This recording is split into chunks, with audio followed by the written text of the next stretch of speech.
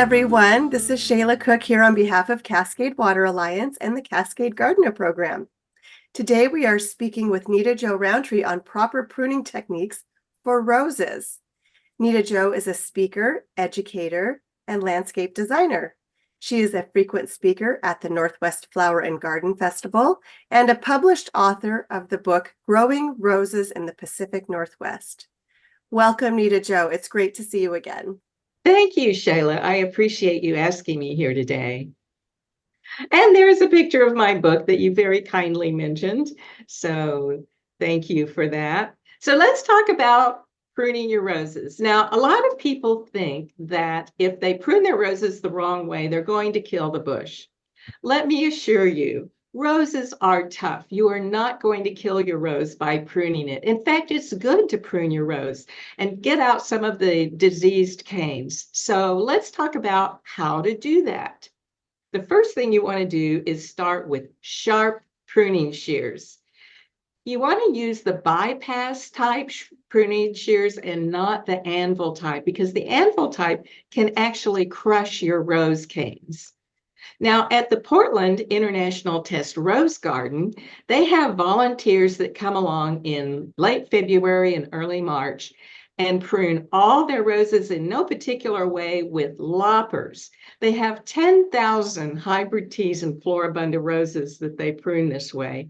Then they have another set of volunteers that come along and rake out all of the fallen canes and leaves. This is to prevent the spread of disease.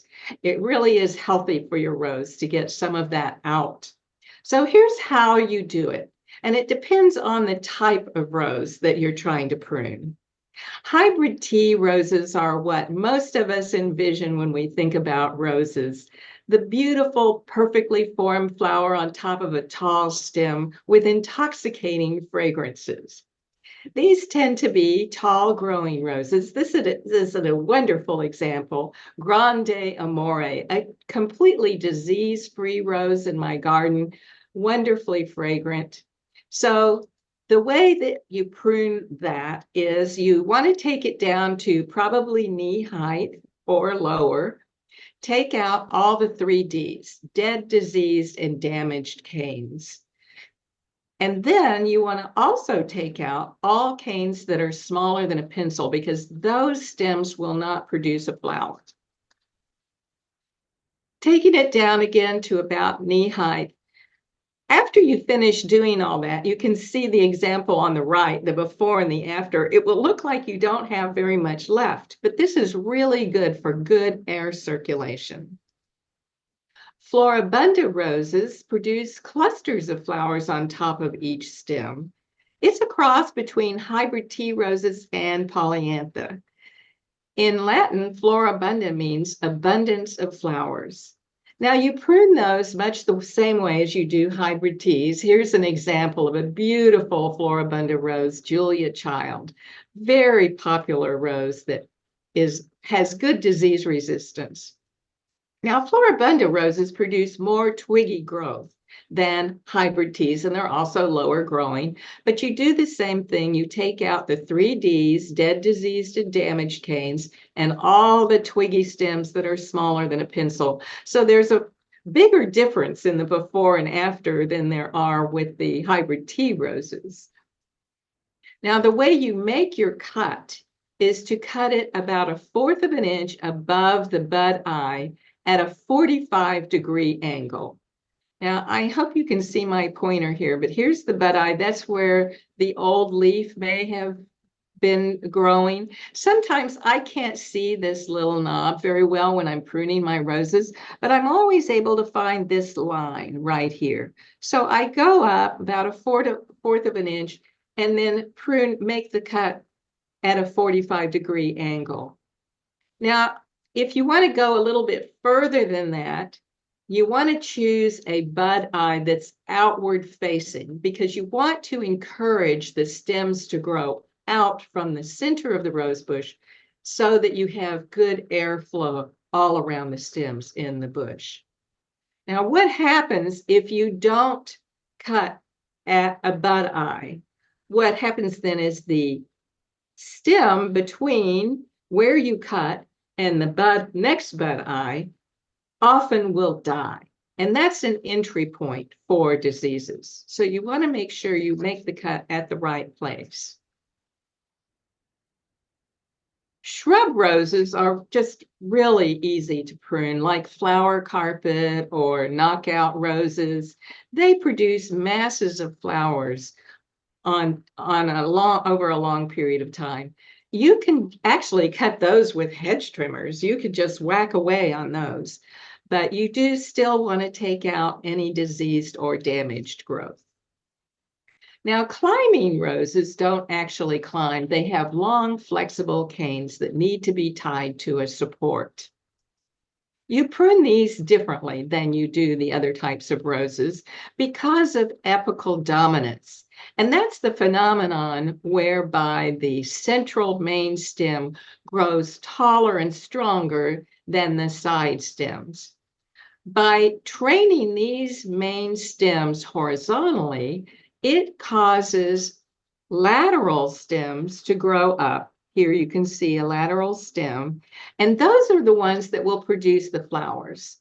So the way to prune them is to cut the lateral stem back to 2 bud eyes above the branch. Again, taking out anything diseased. You also want to prune on all of your roses, take out any crossing branches, because when the wind blows, those branches can rub up against each other, creating wounds, and that, again, will be an entry point for disease. Leave 6 to 8 of the healthiest, strongest stems on your climbing rose, and that way you will have masses of beautiful flowers. Now, last year, I'll let you know, I broke my shoulder in January. I did not get to prune any of my climbing roses. But roses are so tough and so resilient that even though I didn't prune them, it was really only 1 year that I did not prune them.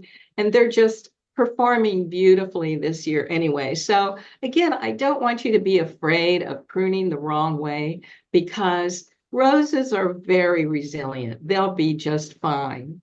Now, one of my favorite gardening chores is deadheading my roses, because it's instant gratification. The rose bush immediately looks better, and I can smell all the newly formed roses while I'm cutting off the dead ones. What you want to do is you want to go down to just above the first set of 5 leaflets, because as you know, roses also produce sets of 3 leaflets. Often that will not produce another flower. So you need to go down to the 5 leaflets, make your horizontal cut, and the rose bush will look better immediately. So in summary, prune in late February or early March, or when the pruning shears are in your hand. Remove the 3 Ds, dead, diseased, and damaged, and all the remaining leaves. You want to make sure you take off all the remaining leaves, even if they still look good, because I can tell you that when the new growth starts coming out, those remaining leaves will start to look pretty ratty looking. Remove all the clippings and leaves from underneath the rose. You want to practice good garden sanitation. So here are a few more tips for growing healthy, beautiful roses. First, choose disease-resistant roses. Breeders used to only breed for color, form, and size of the roses. They didn't really focus very much on disease. So as a result, a lot of roses got a lot of black spot, and people stopped buying them. They didn't want to deal with that. So you want to choose a rose that is disease resistant, and growers in the last 10 or 15 years have really been focusing on disease resistance. So how do you know if your rose is disease resistant? Well, buy my book or check it out from the library. There are 90 best varieties that are disease-free listed in my book. Also, talk to your garden center person who buys roses. They probably have a lot of good information for you. Or a newly introduced rose is often more likely to have good disease resistance. The most important rule for planting your rose really is location, location, location. Roses need full sun, preferably 8 hours or more sun a day. And there's our Mr. Sun there. And when your rose is getting established, make sure you really water that rose thoroughly because the roots haven't spread out into the surrounding soil yet. So they need to get water close to the base of the rose. But on the other hand, don't just water the base of the rose. Water the surrounding area because you want to encourage those roots to grow outward for the base, because that way they can become more drought tolerant if their roots are expanded into a larger area. So how do you know if your rose is getting enough water? Because after they're established, you really want them to have about an inch of water a week. How do you know? We have so many misty, drizzly days that it seems like they're getting watered, but it doesn't really even penetrate the ground. So I strongly advise you to get a rain gauge. I mean, there's so many pretty ones out now, and they're not expensive. And it's a really good way not to underwater or overwater your rose, because you also don't want to drown the roots. Roses do not like sitting in water. It's also best not to use overhead irrigation. If you can put in a drip system or soaker hoses, that's the best way to water your rose.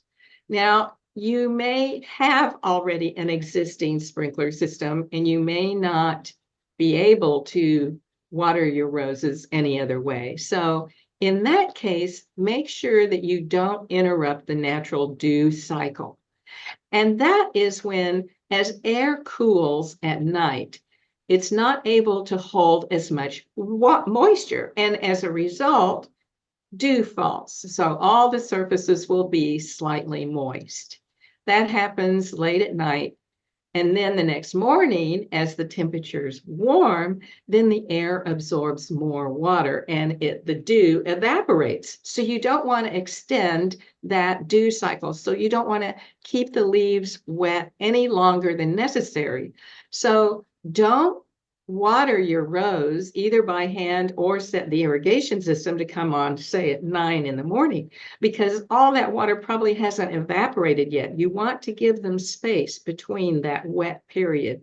And then don't water them. Also, don't set it to water after you come home from work at 5 in the evening. So you want to have those leaves dry between the natural dew cycle. Roses like food. I mean, it takes food for them to produce all of those beautiful flowers. There are a lot of wonderful organic fertilizers available, or a lot of rose experts tell you to buy tomato food because that has about the same formulation that roses like. I also really like alfalfa meal.